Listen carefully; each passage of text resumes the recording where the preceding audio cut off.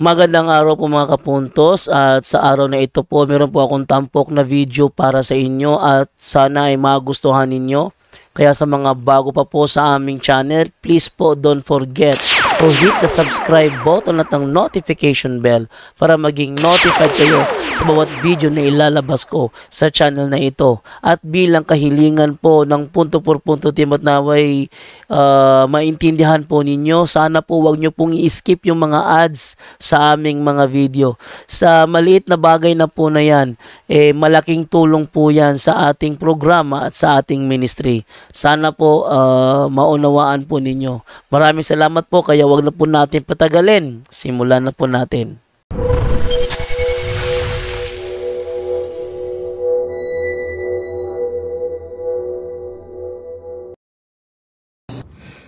Hello mga kapatid, magandang gabi po. At kumusta po kayo?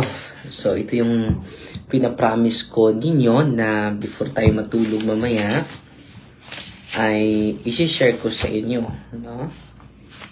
Sa stress and worry, no? Maganda po ito. Kanina, how to reduce our stress. Yun ang sinishare ko ninyo sa kanina. Okay, salamat po. At kumusta po kayo? Ang pag-ibig at ang kapayapaan ay maghari sa ating isipan at damdamin. So, nanood sa atin ngayon si Anisita Gising pa sa Layasan Cuesta. Si Bihot Estrella Jr., si Judel Manansala Guanzon, si Rans Pama, si LV Cercano, si Janet Dandan, nanood sa atin ngayon, si Ruby Rosemary Gumanit Tadyan. So bukas po, may fa-filean po tayo na kaso po sa mga lumabag sa Omnibus Election Code, Omnibus Election Code. Salamat sa Diyos na merong pinuprovide ang Diyos na mga instrumento upang dahan-dahan po. Hindi naman natin maisa lahat. So dahan-dahan po na ginagawa natin ito para sa ikabuti sa ating bayan po.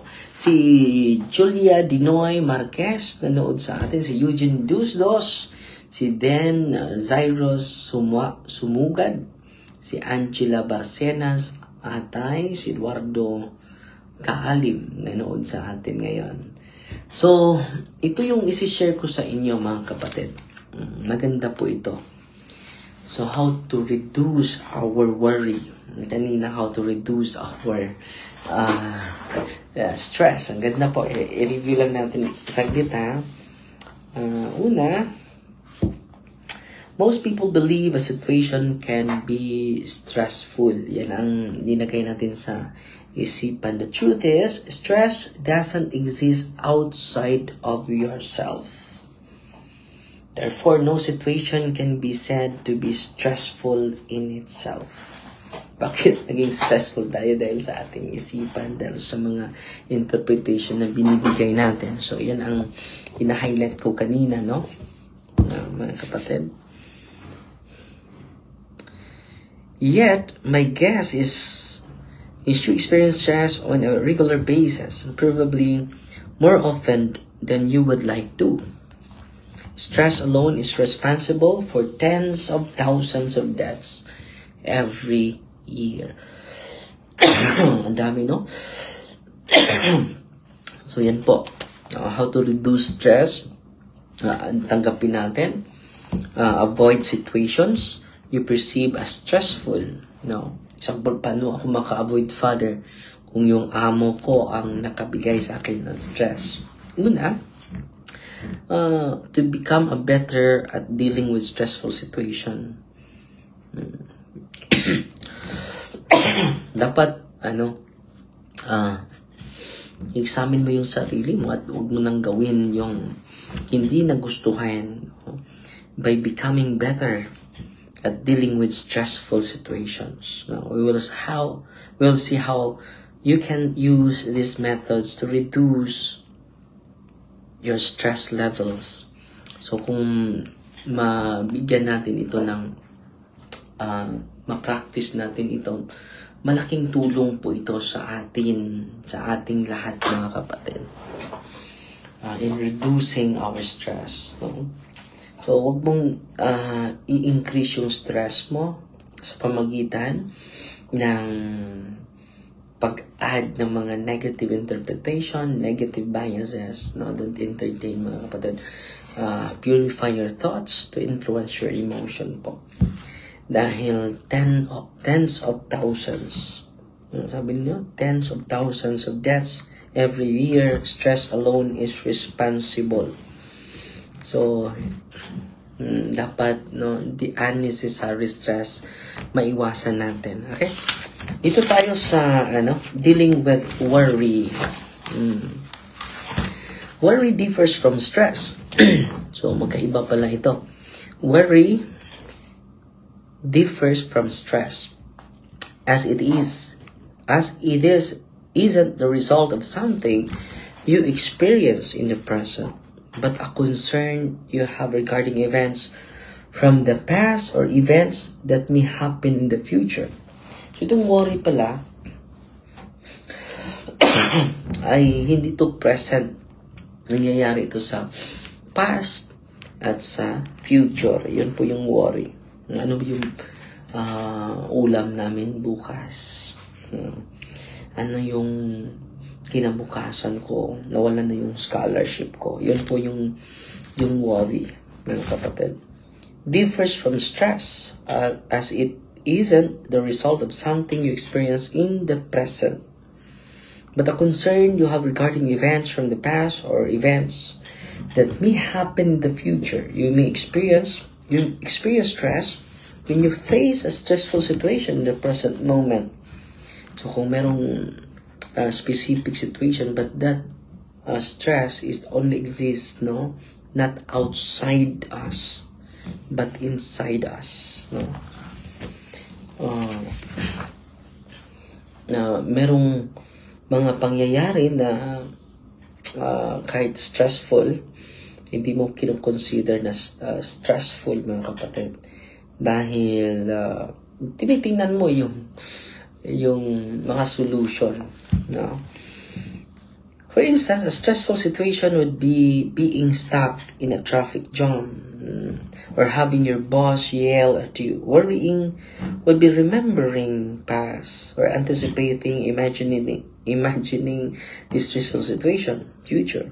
Interestingly, most of your worries are unnecessary for the following reasons. They happened in the past, and there's absolutely nothing you can do about them.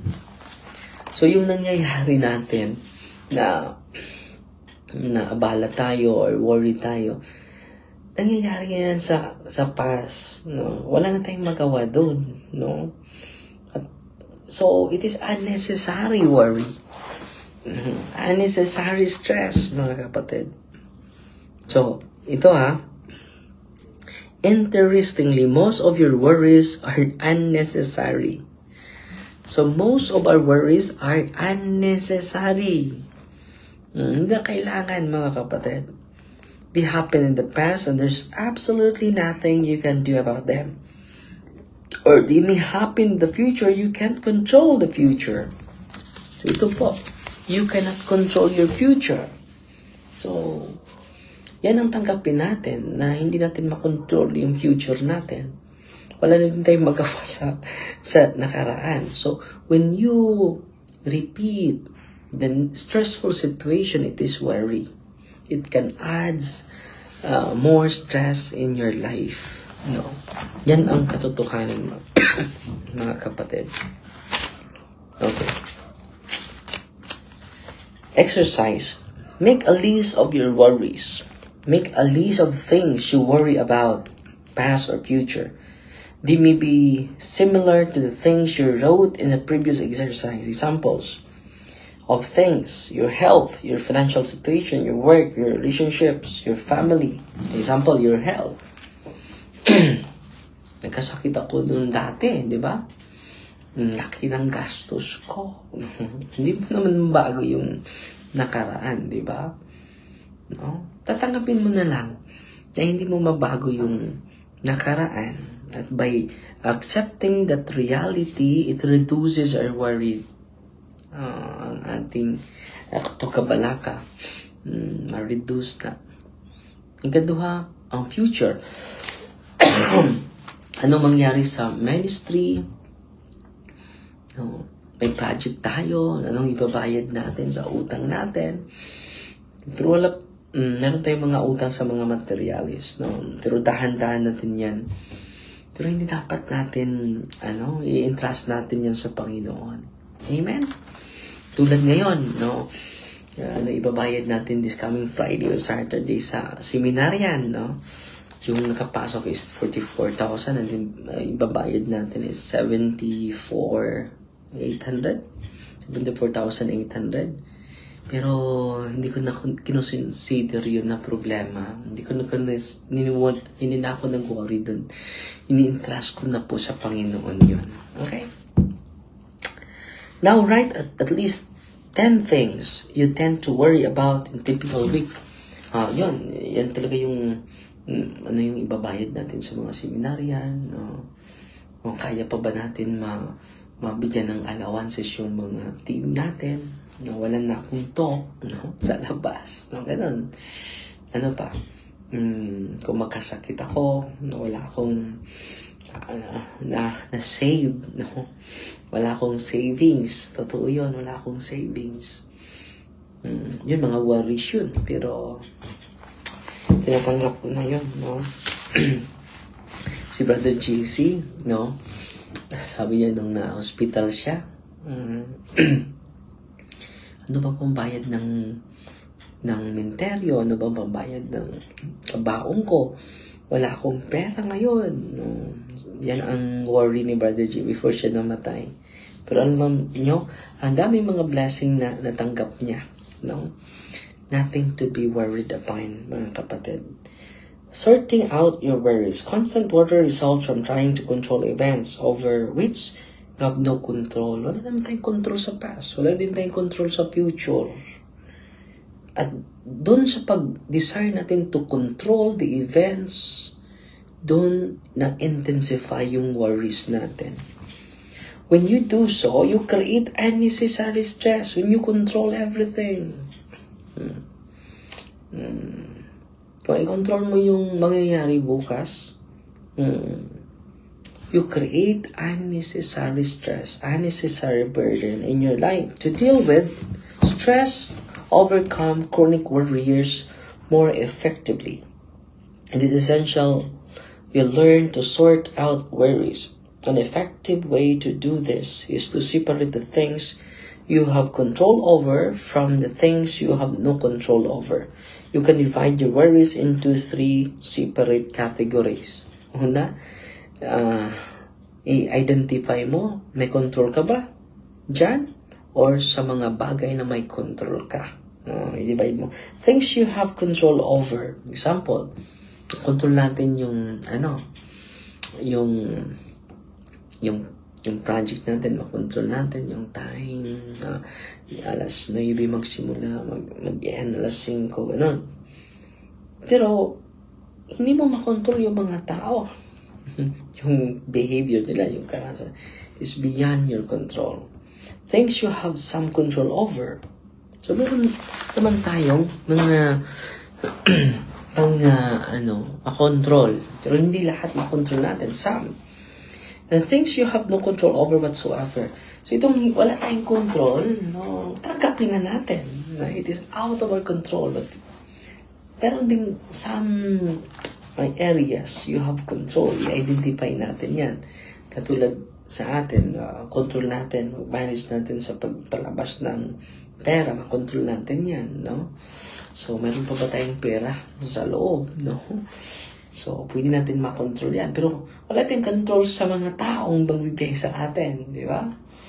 At hindi tayo mag-worries dapat doon dahil wala naman tayong control. Sa mga bagay na wala tayong control, tanggapin mo. Example, pag wala na mga control na yung mga politiko ay mabigay ng bibili ng boto. Wala akong control doon, di ba? Tatanggapin ko yun. Dahil kapag hindi ko tatanggapin yon, mas stress ako. Yun. May mga bagay na we have control. Things you have some control over. Some you have control. And things you have no control over whatsoever. Katulad ng pagmili na wala akong control doon. At na-worry ba ako? Hindi. Tinatanggap ko yun eh. Yan. It reduces our worries. Okay? So, kailangan i-identify natin ang mga nangyayari sa buhay natin. Saan ba yung may control tayo? Or some area makakontrol tayo. And then, pangatlong area, wala akong control dyan kahit isang. Things you have control. This category includes things such as your actions and behaviors. For example, yung response ko, yung ugali ko, yun lang ang makontrol ko eh. No? Over such a competition or a job interview, you can, for instance, you can choose what to say and how to say it. You can also decide what actions you take to achieve your goals. Ano ba yung control? Makontrol ko yung response ko, yung pag-uugali ko, yung pagsasalita ko, yung mga decision making ko, pwede ko yun makontrol. Things you have no control over. Things you have some control over. There are things you have only limited control over, such a competition or a job interview. You can be absolutely certain you'll win at tennis match, but you do have some control over its outcome. For instance, you can choose to train harder or hire a great coach. Similarly, you can prepare for a job interview by conducting extensive research about the company you apply to. Or by doing a mock interview, you don't, however, have absolute control over the outcome of the interview. So, may some area na maka-influence tayo, pero hindi natin makontrol. Pero ng some area, tulad ng nagawa natin sa Valencia, mga 70% ang hindi nakatanggap. 30 to 40%, no, ang nakatanggap. No? So, may little things tayo have some control, no, sa ginagawa natin. Things you have no control. And unfortunately, there are also many things you have no control over. These are things such as weather, economy, traffic jams. Pa-control mo ba yung panahon? Hindi. Look at your list of stressful situation. Next to each item puts control, some control, and no control. See, you have control, some control, and no control. This act of sorting out your worries already helps reduce them. So, sa pamagitan ng may control ako dito. Sa decision ko, may control ako. No control, some control. Some area makakontrol ako. Kung mag-performance ako, mag-enhance yung performance ko, ang resulta ay the best, no? Ano pa? No control. Whether mga politician, we have no control to them, no? Tatanggapin natin to reduce our worries and stress, mga kapatid. Now, for things you have some control over, write down. So activity na po ito. Taking 100% responsibility for your stress and worries. Dapat tatanggapin natin na we are the responsible of our worries and our stress. What if you had more control over your worries than you believe? Look at the situation you have no control over and ask yourself, if I had control over them, what would I do? What would it look like? And how could I prevent them from happening? Often, you realize you have some control over this situation. This can be by changing, reframing, or eliminating them from your life. Let's say you identify traffic jams as something you have no control over. It sounds reasonable. Once you caught in the traffic jam, you can do so much about it. But you could do things differently. For instance, you could leave home earlier or take different route. Example lang yan, ha?